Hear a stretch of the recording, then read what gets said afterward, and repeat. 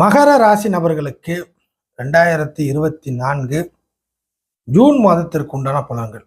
இந்த மகர ராசி நபர்களுக்கு இந்த மாசத்துல மாத ராசி பலனாக, அதாவது மகர ராசியிலிருந்து 4ஆம் இடத்தில் மாதம் முழுக்கவே செவ்வாய் இருக்கக்கூடிய நிலவரம். 4ஆம் இடத்தில் 5ல கிட்டத்தட்ட 4 கிரகங்களோட தொடர்பு. சூரியன், சுக்கிரன், குரு, புதன். இந்த 4 கிரகங்கள் 5. பொதுவாகவே இந்த மகர ராசி நம்மளுக்கு இந்த ஜூன் மாசத்துல செவ்வாயினாலையும் பாசிட்டிவான விஷயங்கள் உண்டு. அதே சமயம் 4 கிரகங்கள் பொதுவாக இந்த ரிஷப வீடு, இந்த துலாம் இடம், இந்த கன்னி, இந்த இடத்துலலாம் வரக்கூடிய கிரகங்கள் வந்து மகர ராசிக்கு எப்படியா இருந்தாலும் ஃபேவரபிளான சில நல்ல விஷயத்த செய்யும். மைனஸுகள்லாம் இருக்காது. இதெல்லாம் வந்து ஒரு எதிர்பார்க்கக்கூடிய கிரக மாற்றத்திற்கு உண்டான ஒரு பலன்கள் மகர ராசிக்கு. ஸோ சனியின் விஷயங்கள்லே கொஞ்சம் எல்லாமே லேட்டாக தான் கிடைக்கும். அப்படி கிடைக்கிறதுனால சில விஷயங்களை கொஞ்சம் மனசுக்கு ஏற்றுக்காத வகையில் அமைகிறதுல வருத்தம் இருக்கும். ஸோ அந்த மாதிரி இந்த வருத்தங்கள் கூட மகிழ்ச்சியாக மாறக்கூடிய இடம் வந்து ரிஷபம், இன்னொன்று துலாம். மகர ராசி நபர்களை பொறுத்தவரை காரணம் ரிஷபம் வந்து 5. பொதுவாகவே எல்லா ராசிக்குமே இந்த 5ஆம் இடத்தில் வரக்கூடிய கிரகங்கள் அந்த கிரகத்துக்கு உள்ள ஆதிபத்தியத்தின் அடிப்படையில் நன்மைகளை கொடுக்கும் என்பது விதி. ஆக ரிஷப இடத்துல வரக்கூடிய கிரகங்கள் உங்களுக்கு பாசிட்டிவான நன்மைகளை செய்வதற்கு பாசிபிலிட்டி அதிகம் அப்படிங்கிறது வச்சிங்க. ஃபர்ஸ்ட் விஷயம், செவ்வாய் 4ஆம் இடத்தில் வரக்கூடிய காலகட்டம். இந்த செவ்வாய் வந்து மகர ராசிக்கு லாபா +4 சொத்து சுகத்தை தரக்கூடிய கிரகம். அதே சமயம் 4ல் வந்து கிட்டத்தட்ட ஒரு ஆட்சி பெறக்கூடிய நிலவரத்தில் இருக்குது. மகர ராசி நபர்களை பொறுத்தவரை ஃபர்ஸ்ட் விஷயமாக ரியல் எஸ்டேட் பண்ணக்கூடிய, பெரிய அளவில் பண்ணக்கூடிய எந்த கேட்டகரியாக இருந்தாலும் எடுத்துக்கலாம். ரியல் எஸ்டேட் பண்ணக்கூடிய வகையில் இருக்கக்கூடிய மகர ராசி நபர்களுக்கு இது வந்து சூப்பரான ஒரு நல்ல மாத அமைப்பு. ஸோ ரியல் எஸ்டேட்டில் கணிசமான நல்ல வருவாய் அப்படிங்கிறது எதிர்பார்க்க முடியும். இதில் நிறைய கேட்டகரி இருக்குது. சின்ன லெவலில் இருந்து இடத்த மட்டும் காட்டி கொடுத்துட்டு சம்பாதிப்பாங்க. இடத்தையே வந்து பெரிய லெவலில் வந்து பார்த்தீங்கன்னாக்கா ஏக்கர் போட்டு சைட்டாக போட்டு விற்பாங்க. இந்த மாதிரி எல்லாம் அது A to Z இருக்கு இல்லையா ரியல் எஸ்டேட்டு. பொதுவாகவே ரியல் எஸ்டேட்டில் A to Zல எந்த கேட்டகரியில் நீங்கள் ஈடுபட்டாலும் இது வந்து மகர ராசி நபர்களுக்கு பெஸ்ட்டான ஒரு சாய்ஸ் உள்ள மாதம். ஸோ சொத்துக்களை விற்பதன் மூலியமாக நன்மைகளை பெறப்போகிறீர்கள். இது தொழிலாக தான் பண்ணுறவங்களுக்கு மட்டும்தான் சாதகமாக, மற்றவங்களுக்கு சாதகமாக இல்லையா என்றால் அப்படிலாம் கிடையாது. அதுக்கு அடுத்த அமைப்பாக உங்களுடைய சொந்த இடத்த விற்கிறீங்க, இல்லை ஏற்கனவே வாங்கி போட்ட சின்ன லெவலில் வைக்கிறீங்க, ஒரே ஒரு இடம் இருக்கும், சொத்துக்களை பிரிக்கிறீங்க. இது சொத்து மட்டும் பூமி மட்டும் சொல்ல வரல. செவ்வாய் 4 வர்றதுனால பூமி யோகத்தை மட்டும் நம்ம சொல்ல வரல. அதற்கு அடுத்த நிலைமையாக ஒரு வாகன அமைப்புகளை விற்கிறீங்க, எல்லாமே சேல் தான். வாங்கிறது இந்த மாதம் அதிகமாக இருக்காது, முடியாது. வாங்க நினைச்சா கூட இந்த மாதம் டஃப் இருக்கும். அது நெக்ஸ்ட் மந்த்து தான், ஜூலை தான். இப்போதைக்கு எல்லாமே இழக்கக்கூடிய அமைப்பு. விரயத்தினால, செலவுனால, உங்களை விட்டு போவதனால நன்மைகளை அடையக்கூடிய ஒரு கேட்டகரியில் மகர ராசி நபர்கள் உள்ளே வர்றீங்க. ஸோ A to Z வந்து பார்த்தீங்கன்னாக்கா ரியல் எஸ்டேட் உள்ளது ஃபஸ்ட்டு விஷயம். அடுத்தது ஆட்டோமொபைல்ஸு, கார் அமைப்புகள், வாகன அமைப்புகள், இந்த மாதிரி விஷயத்த வந்து விற்பனை அப்படிங்கிறது மூலியமாக இதை வந்து உங்கள்கிட்ட உள்ள சொத்தை வந்து இன்னொருத்தவங்கள்ட்ட கைமாற்றி விட்றீங்க, இல்லை தள்ளி விட்றீங்க, இல்லை விற்கிறீங்க, அதுக்கான ஒரு அமௌண்ட் வாங்குறீங்க. ஏன்னா லாபாதிபதி தன் வீட்டிற்கு ஆறில் மறைஞ்சதுனால ஏதாச்சும் ஒன்று வாங்கணும், கிடைக்கணும், ஒரு விஷயத்தை அனுபவிக்கணும், பெற்றுக்கொள்ள வேண்டும். இப்படின்னாக்கா அதற்கு ஈக்குவலாக ஒரு விஷயம் உங்கள்கிட்ட வந்து போகும் என்பது மாறாத ஒரு விதி. மகர ராசி நபர்களுக்கு இது கன்ஃபார்ம் அப்படிங்கிறத எடுத்துக்க, சரிங்களா? அதே சமயம் ஒன்று வாங்குறீங்கன்னா கூட உங்கள்கிட்ட வந்து போயிடும் அப்படிங்கிறத மைண்டில் வச்சுங்க. அட்டாச்சும் இந்த நேரம் பார்த்து ஒரு கடனாக ஒரு தொகை வாங்குறீங்க அப்படின்னு வச்சுக்கிட்டீங்கன்னு வச்சுங்களேன், ஒரு 1 லட்சமோ 2 லட்சமோ சின்ன லெவலில் நம்ம ஒரு எடுத்துக்காட்டாக பேசலாம்.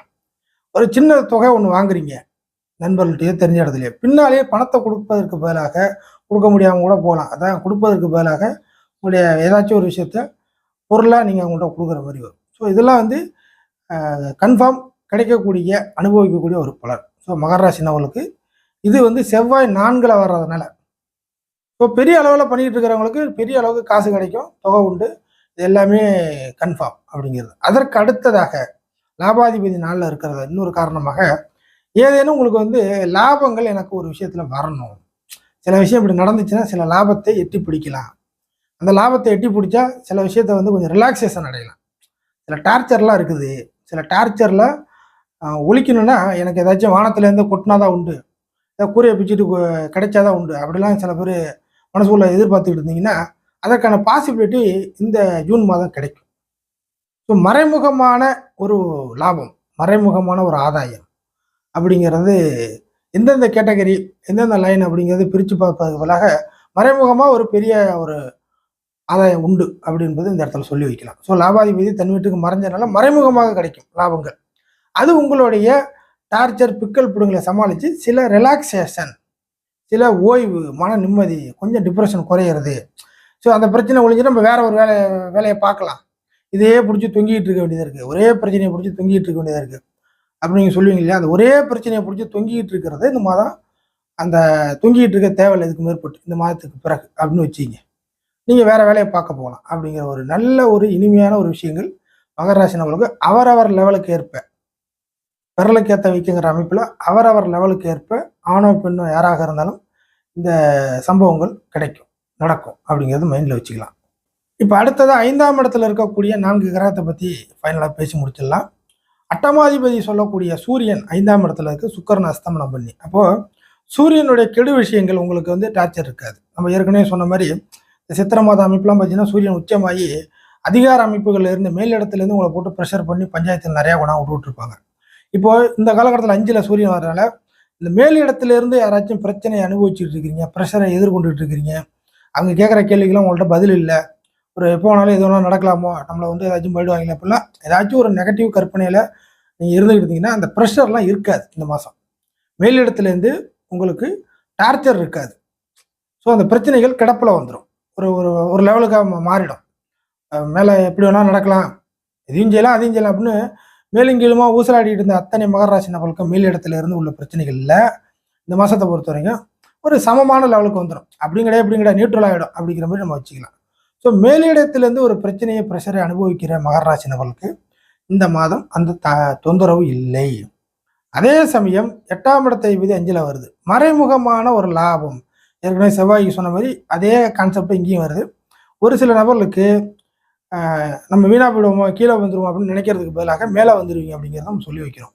ஸோ நெகட்டிவ் நீங்கள் நினச்ச விஷயத்தில் பாசிட்டிவாக மாறும், அதுதான் ஒரே விஷயம்.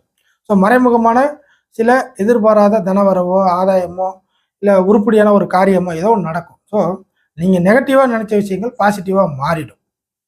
அந்த ஒரு விஷயத்தில் கேர்ஃபுல்லாக கரெக்டாக ஹேண்டில் பண்ணுங்கள். எக்காரணத்தை கொண்டும் 2ல் சனி இருக்கிறதுனால வாய் வார்த்தைகளை போய் நீங்களாக முன்மொழிஞ்சு நீங்களாக வாலண்டரியாக போய் உண்மையை சொல்கிறேன் பொய்யை சொல்கிறேன் அப்படி சொல்லி பார்க்குறேன் இப்படி சொல்லி பார்க்குறேன்னு சொல்லி இந்த வாய் வார்த்தைகளில் மட்டும் இந்த மாதத்தில் நீங்கள் சிக்காதீங்க. அடுத்து சுக்கிரன் அஸ்தமனமான ஒரு நிலைமையில் இருக்குது.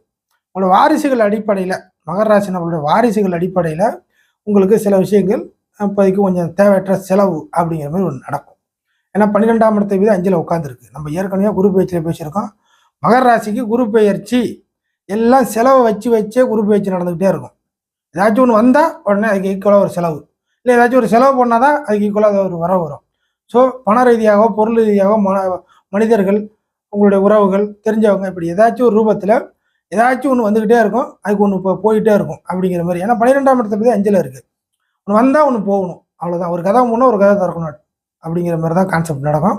அந்த கேட்டகரியில் இருக்கிறனால குரு பேஜெலாம் ஒன்றும் எனக்கு அபாரமாக அள்ளி கொடுக்கல கொட்டி கொடுக்கல அப்படின்னு நீங்கள் ஒரு சில நபர்கள் புலம்பிட்டு இருப்பீங்க. இதை பற்றின தகவலை ஏற்கனவே குரு பேஜில் பேசிட்டேன். அடுத்ததாக புதன் 5ல் வருது.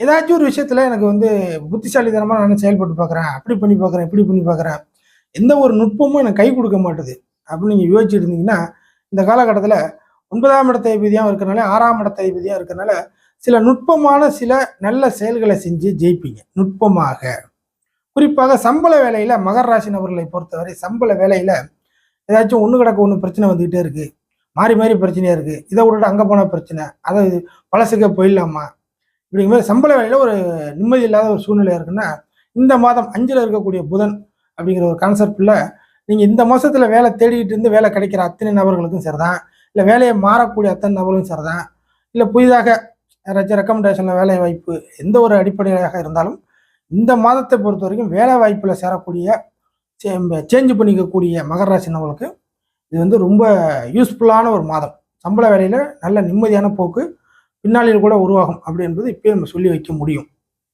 ஆக மகர ராசிக்கு 5ஆம் இடத்தில் 4 கிரகங்கள் வலுவாக இருக்கிறதுனால எப்படியா இருந்தாலும் வீணாக போவதற்கு வாய்ப்புகள் இல்லை.